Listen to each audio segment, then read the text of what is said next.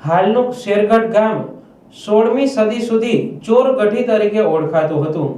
ચોરગઢીમાં લૂંટારાઓનો ત્રાસ ખૂબ જ હતો.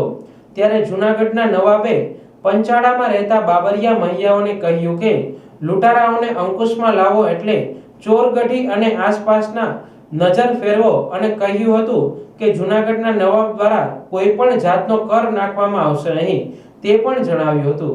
ત્યારે મહિયા દરબારોએ નવાબની મદદ કરી શેરગઢ 24ની સ્થાપના કરી હતી, જે કેશોદ તાલુકાનું શેરગઢ ગામ તરીકે ઓળખાય છે. વિક્રમ સંવત વૈશાખ સુદ 30 એટલે કે અક્ષય તૃતીયાના દિવસે ઈસવીસન 1548માં શ્રી ભાણબાપુ બાબરિયાના હસ્તે તોરણ બાંધી સિંહગઢ ગામ વસાવવામાં આવ્યું હતું. જૂનાગઢ રાજ્યમાં ઇસ્લામિક શાસન હોવાથી ઉર્દુ શબ્દ શેરગઢના નામથી પ્રચલિત થયું હતું. ઈસવીસન 1548માં આ જગ્યાએ મકરાણી અને ડફેરોના નિવાસસ્થાન હતા અને ચોરગઢી તરીકે ઓળખાતું હતું. ત્યારે ભાણબાપુ બાબરિયાની રાજસત્તા કુવાડવામાં ચાલતી હતી.